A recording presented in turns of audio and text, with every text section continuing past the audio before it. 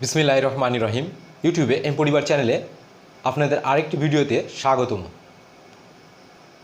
আজকের ভিডিওতে যে বিষয় নিয়ে কথা বলবো সেটি দুইটি পূর্ণ সংখ্যার গুণন।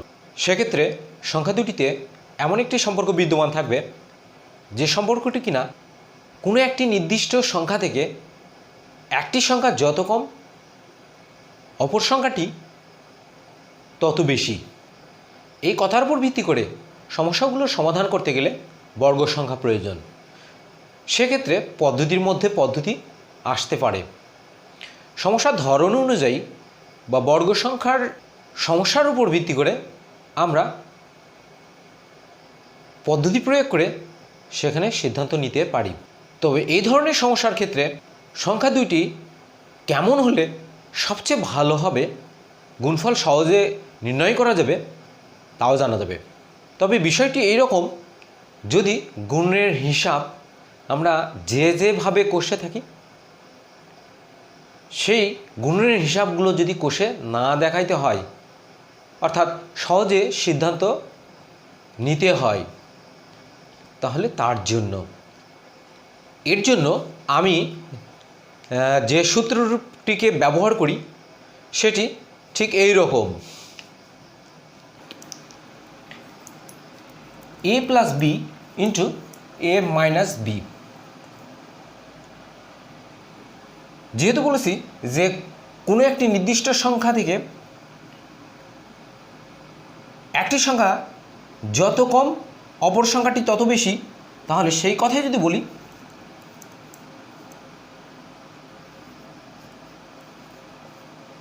এখানে দুইটি একই ধরনের বিষয়, বীজগণিতীয় সূত্র এ plus B into A minus B, পক্ষান্তরে এ মাইনাস বি ইন্টু এ প্লাস বি।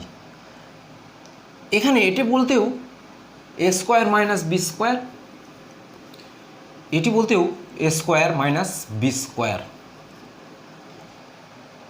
এই ধরনের সমস্যাগুলোতে আমি যে বিষয়টি দেখি, দুই পদ বিশিষ্ট রাশির সঙ্গে দুই পদ বিশিষ্ট রাশির গুণনের ক্ষেত্রে যদি এরকম হয়, প্রথমটার সঙ্গে প্রথমটার মিল, পরেরটার সঙ্গে পরেরটার মিল, এবং প্রত্যেক রাশির পরপদের চিহ্নগুলো বিপরীত চিহ্ন বিশিষ্ট। অনুরূপভাবে এখানেও প্রথমটার সঙ্গে প্রথমটার মিল, পরেরটার সঙ্গে পরেরটার মিল, প্রত্যেক রাশির পরপদের চিহ্নগুলো বিপরীত চিহ্ন বিশিষ্ট। এর জন্য যে সংক্ষিপ্ত কথা সেটি হচ্ছে প্রথমটার বর্গ বিয়োগ দ্বিতীয়টার বর্গ, অর্থাৎ প্রত্যেক রাশিরই প্রথমটার বর্গ বিয়োগ প্রত্যেক রাশির দ্বিতীয়টার বর্গ। এখানে কোনো একটা নির্দিষ্ট সংখ্যা বলতে এ নামক অক্ষর প্রতীক, অর্থাৎ এটি নির্দিষ্ট সংখ্যা এ থেকে বি পরিমাণ বেশি, পক্ষান্তরে এখানে যে সংখ্যা, এই সংখ্যাটি নির্দিষ্ট সংখ্যা এ থেকে বি পরিমাণ কম। অনুরূপভাবে এর বিপরীত কথা যদি বলি, যে এখানে নির্দিষ্ট সংখ্যা এ থেকে বি পরিমাণ কম, আর নির্দিষ্ট সংখ্যা এ থেকে এই সংখ্যাটি বি পরিমাণ বেশি। তো এই সূত্ররূপকে সমর্থনকারী যদি দুটি সংখ্যার গুণনের কথা বলি, যেমন এখানে 15 আর হচ্ছে 5, বা পক্ষান্তরে 5 গুণন হচ্ছে 15। আমরা জানি গুণ্য আর গুণকের মধ্যে স্থানের পরিবর্তন হলে মানের পরিবর্তন হয় না। আর গুণ্য বলতে আমরা জানি যে সংখ্যাকে গুণন করা হয় সেই সংখ্যা গুণ্য, অর্থাৎ এই দুটি সংখ্যা, এই সমস্যার এই সংখ্যাটি, পক্ষান্তরে এই সমস্যার এই সংখ্যাটি গুণ্য। যে সংখ্যা দ্বারা গুণন করা হয় সেটি গুণক। যেমন এখানে এই সমস্যার গুণক 5 আর এই সমস্যার গুণক 15। আমরা সহজভাবে জানি যে 5 আর 15 গুণ করলে গুণফল, বা 5কে 15 দ্বারা বা 15কে 5 দ্বারা গুণ করলে গুণফল 75 হয়, অর্থাৎ দুই ক্ষেত্রেই সিদ্ধান্ত হয় 75, অর্থাৎ এখানেও 75, এখানেও 75। গুণ আর গুণকের মধ্যে স্থানের পরিবর্তন হলে মানের পরিবর্তন হয় না, আর গুণ করে যে ফল পাওয়া যায় সেটাকে গুণফল বলে। সেক্ষেত্রে এই সংখ্যাগুলো গুণফল। গুণের ধর্ম থেকে আমরা যে বিষয়টা জানি আর কি, গুণ্যকে গুণক দ্বারা গুণ করলে যে ফল পাওয়া যায় সেটি হচ্ছে গুণফল। এখানে যেহেতু ভাষাজ্ঞানের ব্যবহার হয়েছে, এই ক্ষেত্রে গুণ্য গুণক এই সংখ্যাগুলো বা এই বিষয়গুলো ভেক্টর গুণনের জন্য বা স্কেলার গুণনের জন্য কোনটির জন্য সেটি যেহেতু সুনির্দিষ্টভাবে থাকে না, কাজে এখানে আমরা ডট গুণন বা পক্ষান্তরে ক্রস গুণন ব্যবহার করতে পারি। গুণনের ক্ষেত্রে আমি যেটা বলি, গুণনের ক্ষেত্রে সাধারণত গুণফল বড়। সাধারণত বললাম এই কারণে, সবসময় গুণনের ক্ষেত্রে গুণফল বড় হয় না। কখনো কখনো গুণের সমান হতে পারে বা গুণকের সমান হতে পারে, বা কখনো কখনো এদের প্রত্যেকের চেয়ে গুণফল সংখ্যাটি ছোট হতে পারে। তো সে কারণে যে কথাটা বলি, সংক্ষিপ্ত কথা, গুণের ক্ষেত্রে গুণফল সাধারণত বড়, অর্থাৎ তার মানে সবসময় গুণফল নামক যে সংখ্যা সেই সংখ্যা বড় নাও হতে পারে। এই কথাগুলো সন্ধান মিলে বিপরীত চিহ্ন বিশিষ্ট সংখ্যার ক্ষেত্রে, অর্থাৎ গুণ্য আর গুণক এই দুটি সংখ্যা বিপরীত চিহ্ন বিশিষ্ট, অর্থাৎ কিনা একটা যোগ একটা বিয়োগ বা একটা বিয়োগ আর একটা যোগ, বা দশমিক সংখ্যার জন্য, অর্থাৎ কিনা ভগ্নাংশ সংখ্যার জন্য। যদি বলি যে বিয়োগ 4কে যদি আমি 5 দ্বারা গুণন করার কথা বলি, সেক্ষেত্রে বিয়োগ 20 নামক সংখ্যা পাওয়া যাবে। পক্ষান্তরে এদের মধ্যেও যদি চিহ্নের পরিবর্তন করে দেখি, অর্থাৎ 4কে যদি বিয়োগ 5 দ্বারা গুণন করা হয়, তাহলে এখানে সংখ্যাটি পাওয়া যায়, অর্থাৎ বিয়োগ 20 নামক সংখ্যা পাওয়া যায়।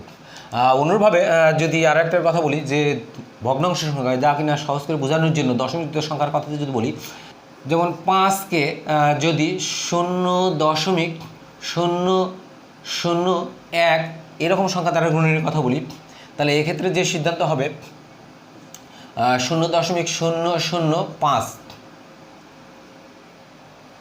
বা এরকম বলি 0.2কে 0.001 দ্বারা গুণন, তাহলে দেখা যাবে এখানে 0.00002 এরকম সংখ্যা পাওয়া যায়। এখানেও যেমন দেখা যাচ্ছে গুণ্য আর গুণকের যে কোনো একটার চেয়ে যেহেতু এখানে গুণফল সংখ্যা ছোট, অনুরূপভাবে এটার দুইটার চেয়েই এখানে গুণফল নামক যে সংখ্যা সেই সংখ্যাটি ছোট। এদের ক্ষেত্রেও গুণফল নামক যে সংখ্যা সেই সংখ্যাগুলো হয় গুণ্য অথবা গুণ্যের চেয়ে ছোট। কাজে এই কারণে বলতে পারি যে গুণফল সাধারণত বড়, তার মানে সবসময় গুণফল সংখ্যাটি বড় হয় না। তবে এই কথার উপর ভিত্তি করে ভাষাজ্ঞানের ব্যবহার দ্বারা যে সমস্যাগুলো থাকে সেই সমস্যাগুলোর সিদ্ধান্ত নিতে পারি। অর্থাৎ বড়টা বের করতে গেলে ছোটোগুলো গুণ করতে হবে, পক্ষান্তরে ছোটোগুলোর যে কোনো একটা বের করতে গেলে বড়টাকে ভাগ করতে হবে। অর্থাৎ তার মানে আমি যদি গুণ বের করতে চাই তাহলে ভাগ করতে হবে। এবার প্রশ্ন, কাকে ভাগ করতে হয়? গুণফল অর্থাৎ বড়টাকে ভাগ, অর্থাৎ ছোটোগুলোর যে কোনো একটা বের করতে গেলে বড়টাকে ভাগ করতে হয়। প্রশ্ন কী দ্বারা? অপর ছোটোটা দ্বারা। অনুরূপভাবে যদি বলি গুণ্য সমান গুণফলকে তার মানে গুণক দ্বারা ভাগ, এগুলো গুণের ধর্ম বা বৈশিষ্ট্য। এখানে ভাগের বিষয় আসছে, ভাগ নিয়ে আমার 4টি পর্ব হবে, যার প্রথম পর্ব ভাগের সাধারণ কথা, দ্বিতীয় এবং তৃতীয় পর্ব ভাগের হিসেব কষা নিয়ে কথা, আর চতুর্থ নামের যে পর্বটি হবে সেখানে ভাগের হিসেব কষার ক্ষেত্রে কোন কোন বিষয় যাবে না, অর্থাৎ না নামক পর্ব। তো যাই হোক, দেরি না করে যাওয়া যাক মূল কথার দিকে। এখানে এক অঙ্ক বিশিষ্ট সংখ্যাকে 2 অঙ্ক বিশিষ্ট সংখ্যা দ্বারা গুণন, বা 2 অঙ্ক বিশিষ্ট সংখ্যাকে 1 অঙ্ক বিশিষ্ট সংখ্যা দ্বারা গুণন, বা পক্ষান্তরে 2 অঙ্ক বিশিষ্ট সংখ্যাকে 2 অঙ্ক বিশিষ্ট সংখ্যা দ্বারা গুণনের জন্য কয়েকটি সমস্যা উপস্থাপন করা হয়েছে। যেমন ধরুন, প্রথমটা 5কে 15 দ্বারা গুণন, বা পক্ষান্তরে 15কে 5 দ্বারা গুণন। যদি 5কে 15 দ্বারা গুণনের কথা বলি, তার মানে এইরকম সমস্যা, 5 আর 15, এখানে 5 সংখ্যাটি 10 থেকে 5 কম, পক্ষান্তরে 15 10 থেকে 5 বেশি, অর্থাৎ 10 বিয়োগ 5, 10 যোগ 5, অর্থাৎ প্রথমটার সঙ্গে প্রথমটার মিল, পরেরটার সঙ্গে পরেরটার মিল। এবং পর পদের চিহ্নগুলো বিপরীত চিহ্ন বিশিষ্ট, অর্থাৎ এ স্কোয়ার মাইনাস বি স্কোয়ার, অর্থাৎ 10 বর্গ বিয়োগ হচ্ছে 5 বর্গ। আমরা জানি 10 বর্গ 100, তার মানে 100 থেকে 5 বর্গ 25 বাদ, 100 থেকে 25 বাদ গেলে যেটি হয় সেটি হচ্ছে 75। অনুরূপভাবে 15কে যদি আমরা, অর্থাৎ এটার জন্য যদি দেখি 15কে 5 দ্বারা গুণন, তাহলে 15 বলতে 10 যোগ 5, আর 5 বলতে 10 বিয়োগ 5, অর্থাৎ এখানে একই কথা, প্রথমটার বর্গ, যেহেতু প্রথমটার সঙ্গে প্রথমটার মিল, পরেরটার সঙ্গে পরেরটার মিল, এবং প্রত্যেক রাশির পরের পদের চিহ্নগুলো বিপরীত চিহ্ন বিশিষ্ট, অর্থাৎ এ স্কোয়ার মাইনাস বি স্কোয়ারের কথা। এ বলতে আসলে 10 আর বি বলতে হচ্ছে 5। এ স্কোয়ার তার মানে 10 বর্গ 100, 5 বি স্কোয়ার বলতে 5 বর্গ, তার মানে 25, অর্থাৎ 100 থেকে 25 বাদ 75। অনুরূপভাবে যদি বলি 7কে 13 দ্বারা গুণন, 7 10 থেকে 3 কম, পক্ষান্তরে 13 10 থেকে 3 বেশি, তার মানে 100 থেকে 3 থেকে 9 বাদ, 100 থেকে 9 যদি বাদ দেওয়া হয় তাহলে যেটি হয় সেটি হচ্ছে 91, অর্থাৎ 7 13 91, 8 12 96, এটা আমরা জানি, অর্থাৎ 8কে 12 দ্বারা গুণন বা 12কে 8 দ্বারা গুণন, তাহলে 8 10 থেকে 2 কম, আর 12 10 থেকে 2 বেশি, অর্থাৎ 10 বর্গ থেকে 2 বর্গ বাদ, 10 বর্গ 100, 100 থেকে 2 বর্গ 4 বাদ, তার মানে 96। 9 11 99, এটা আমরা জানি, 9 10 থেকে 1 কম, 11 10 থেকে 1 বেশি, অর্থাৎ 10 বর্গ থেকে 1 বর্গ বাদ, 100 থেকে 1 বাদ, তার মানে 99। অনুরূপভাবে 15 17 থেকে 2 কম, আর 19 17 থেকে 2 বেশি, তাহলে 17 বর্গ থেকে 2 বর্গ বাদ, তার মানে 289 থেকে 4 বাদ, তার মানে 285। 17 18 থেকে 1 কম, 19 18 থেকে 1 বেশি, তার মানে 18 বর্গ থেকে 1 বর্গ বাদ, 18 বর্গ 324, তার মানে 324 থেকে 1 বর্গ 1 বাদ, তার মানে 323। 21 25 থেকে 4 কম, 29 25 থেকে 4 বেশি, তার মানে 25 বর্গ থেকে 4 বর্গ বাদ, 25 বর্গ 625, 4 বর্গ 16, 625 থেকে যদি আমরা 16 বাদ দিই তাহলে 609, 65কে 85 দ্বারা গুণ করলে 5525। এবার 43 60 থেকে 17 কম, 77 60 থেকে 17 বেশি, তার মানে 60 বর্গ থেকে 17 বর্গ বাদ, আমরা জানি 60 বর্গ 3600, এখান থেকে 17 বর্গ বাদ দিতে হবে, 17 বর্গ আমরা জানি 289, তার মানে 3311। 43কে 77 দ্বারা গুণ করলে গুণফল হয় 3311, অর্থাৎ এর ডান পাশের 2 অঙ্ক বিশিষ্ট সংখ্যাকে যদি একটা অংশ আর বাম পাশের 2 অঙ্ক বিশিষ্ট যে অংশ, অর্থাৎ একে যদি 2টা ভাগে ভাগ করা হয়, 2 অঙ্ক 2 অঙ্ক করে, তাহলে দেখা যাচ্ছে ডান পাশে 11 হয় আর বাম পাশে 33 হয়। 2 অঙ্ক বিশিষ্ট সংখ্যাকে 2 অঙ্ক বিশিষ্ট সংখ্যা দ্বারা গুণন করলে এরকম সংখ্যা পাওয়ার সম্ভাবনাও আমার মনে হয় খুব কম, সেক্ষেত্রে এটি ব্যতিক্রম একটি সংখ্যা, অর্থাৎ 3311 2 অঙ্ক বিশিষ্ট 2টি সংখ্যার গুণনের প্রাপ্ত গুণফল হয়, যার ডান পাশের 2টি অঙ্ক একই অঙ্ক দ্বারা গঠিত, পক্ষান্তরে বাম পাশের 2টি অঙ্ক একই অঙ্ক দ্বারা গঠিত, সেক্ষেত্রে বলতে পারি এটিও একটি বিশেষ সংখ্যা।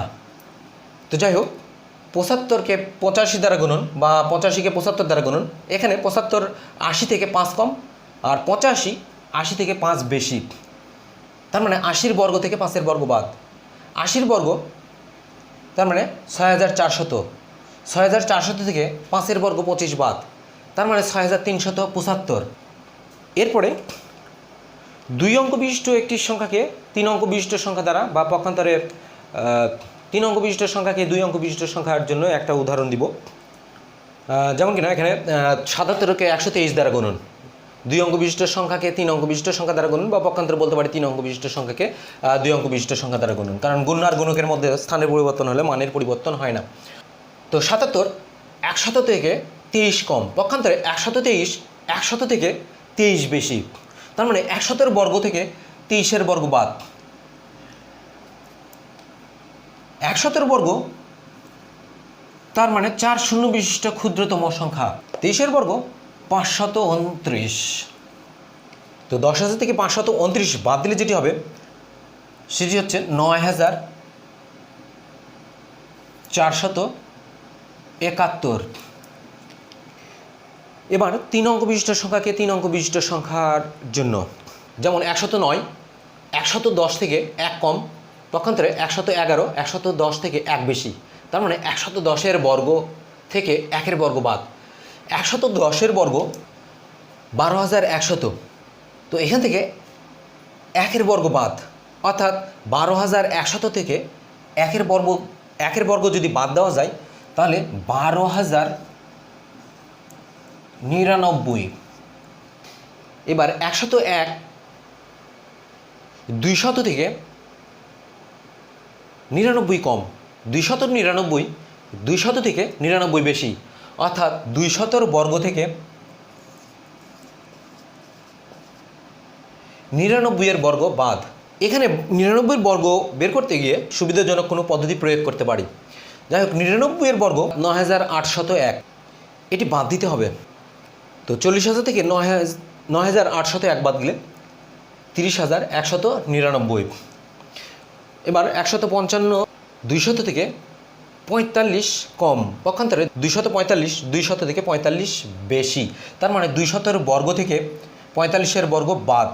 তাহলে 200-এর বর্গ বলতে 40,000, আর 45-এর বর্গ বলতে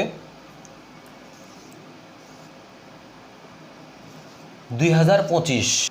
40,000 থেকে 2025 বাদ দিলে 37,975 হবে। 165 200 থেকে 35 কম, 235 200 থেকে 35 বেশি। তার মানে 200-এর বর্গ থেকে 35-এর বর্গ বাদ। 35-এর বর্গ বলতে 38,700। অনুরূপভাবে 875 900 থেকে 25 কম, 925 900 থেকে 25 বেশি। তার মানে 900-এর বর্গ থেকে 25-এর বর্গ বাদ। 900-এর বর্গ আমরা জানি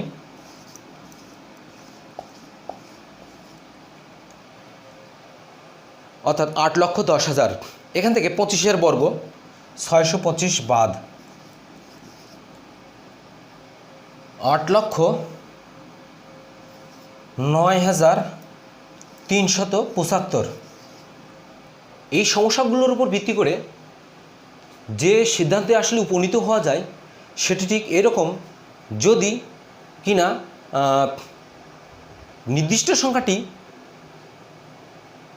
ক্ষুদ্রতম সংখ্যা হয়, বিশেষ করে কিনা 2 অঙ্ক বিশিষ্ট ক্ষুদ্রতম সংখ্যা থেকে শুরু, বা যাদের ডান পাশের অঙ্কগুলো 0 0, বাম পাশের একটি অঙ্ক সার্থক অঙ্ক, বা বাম পাশে 1-এর অধিক অঙ্ক দ্বারা গঠিত সার্থক অংশ, যাদের বর্গ সংখ্যা নির্ণয়ের জন্য আমরা অন্য কোনো পদ্ধতি প্রয়োগ করে সিদ্ধান্ত নিতে পারি, তাদের জন্য বিশেষ করে কিনা 2টি সংখ্যার ক্ষেত্রে নির্দিষ্ট সংখ্যাটি যদি 1-এর অধিক শূন্য বিশিষ্ট ক্ষুদ্রতম সংখ্যা, যা কিনা 2 শূন্য বিশিষ্ট ক্ষুদ্রতম সংখ্যা, বা 3 শূন্য বিশিষ্ট ক্ষুদ্রতম সংখ্যা, বা 4 শূন্য বিশিষ্ট ক্ষুদ্রতম সংখ্যা, বা এর চেয়ে বেশি শূন্য বিশিষ্ট ক্ষুদ্রতম সংখ্যার চেয়ে যদি কম অথবা অপরটি বেশি হয়ে থাকে, তাহলে তাদের জন্য আসলে এই পদ্ধতি প্রয়োগ করে সহজে সিদ্ধান্ত নেওয়া যাক। যে ক্ষেত্রে কিনা বড় বড় সংখ্যা, অর্থাৎ গুণ্য আর গুণক নামের যে সংখ্যা, সেই সংখ্যাগুলো বড় বড় সংখ্যা হবে। এবার সেই সংখ্যাগুলো নিয়ে কাজ করব। এখানে 3 অঙ্ক বিশিষ্ট সংখ্যাকে 4 অঙ্ক বিশিষ্ট সংখ্যা, বা 4 অঙ্ক বিশিষ্ট সংখ্যাকে 3 অঙ্ক বিশিষ্ট সংখ্যা, বা 4 অঙ্ক বিশিষ্ট সংখ্যাকে 5 অঙ্ক বিশিষ্ট সংখ্যা, 5 অঙ্ক বিশিষ্ট সংখ্যাকে 6 অঙ্ক বিশিষ্ট সংখ্যা, বা 8 অঙ্ক বিশিষ্ট সংখ্যাকে 9 অঙ্ক বিশিষ্ট সংখ্যা দ্বারা গুণন। যেখানে কিনা এরকম কথা আছে যে নির্দিষ্ট সংখ্যক শূন্য বিশিষ্ট ক্ষুদ্রতম সংখ্যা থেকে একটি সংখ্যা যে পরিমাণ কম, অপর সংখ্যাটি ঠিক সেই পরিমাণ বেশি। তো এদের জন্য বলছি আসলে বড় বড় সংখ্যার জন্য সিদ্ধান্ত নেওয়া যায়। তো 875 1000 থেকে 125 কম, পক্ষান্তরে 1125 1000 থেকে 125 বেশি। তাহলে 3 শূন্য বিশিষ্ট ক্ষুদ্রতম সংখ্যার বর্গ সংখ্যা 6 শূন্য বিশিষ্ট ক্ষুদ্রতম সংখ্যা। এখান থেকে 125-এর বর্গ বাদ। 125-এর বর্গ আমরা জানি 15,625। এটা যদি বাদ দেওয়া যায় তাহলে 625, তার মানে 1000 থেকে যদি বাদ দেওয়া যায় 375।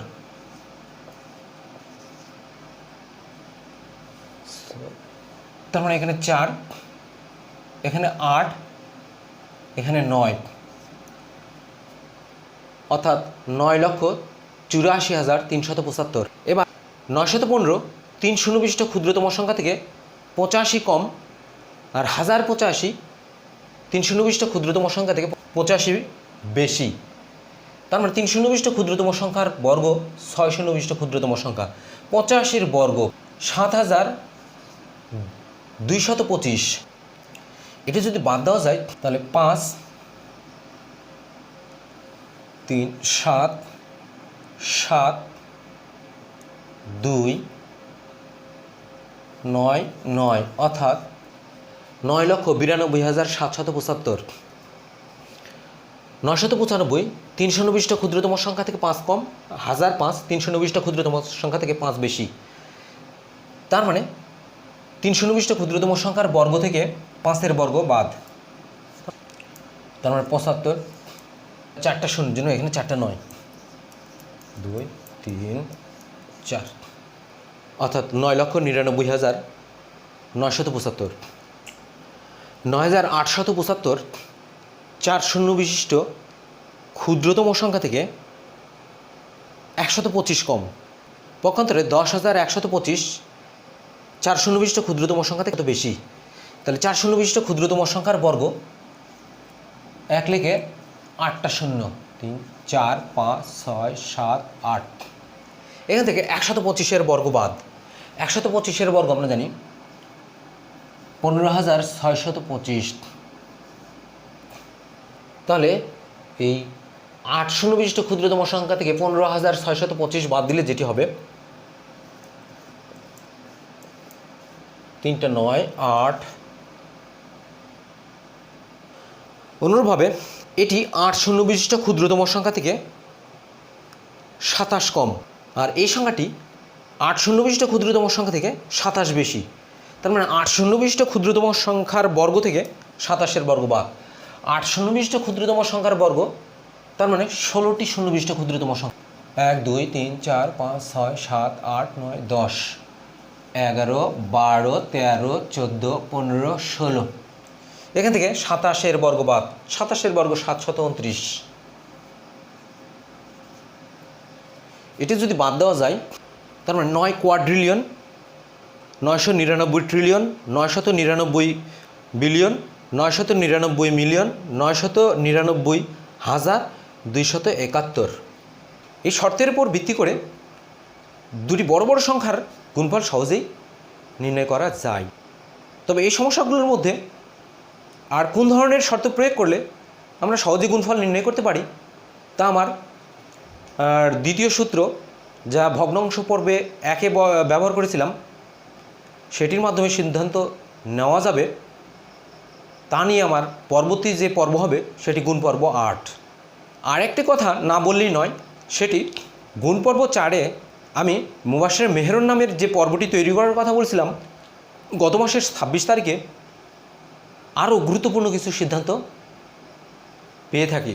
আর সে কারণেই মুবাশশির মেহরুন পর্ব 2টি পর্বে বিভক্ত করে আমি ভিডিও তৈরি করব। আর সেই পর্বগুলো গুণ পর্ব 13-এর পরে আপলোড দেওয়ার চেষ্টা করব ইনশাল্লাহ। তো মুবাশশির মেহরুন পর্ব 2 নামের যে পর্বটি হবে, এটিতে বলছি খুবই গুরুত্বপূর্ণ সিদ্ধান্ত আছে। সে পর্বটি দেখার জন্য আপনাদের প্রতি আমার বিশেষ আমন্ত্রণ রইল। সম্ভব হলে সে পর্বটি দেখে নেবেন। আর এই ভিডিওর শুরু থেকে শেষ পর্যন্ত যারা সঙ্গে ছিলেন তাদেরকে অসংখ্য ধন্যবাদ, এবং সেই সঙ্গে আমার পক্ষ থেকে স্যালুট।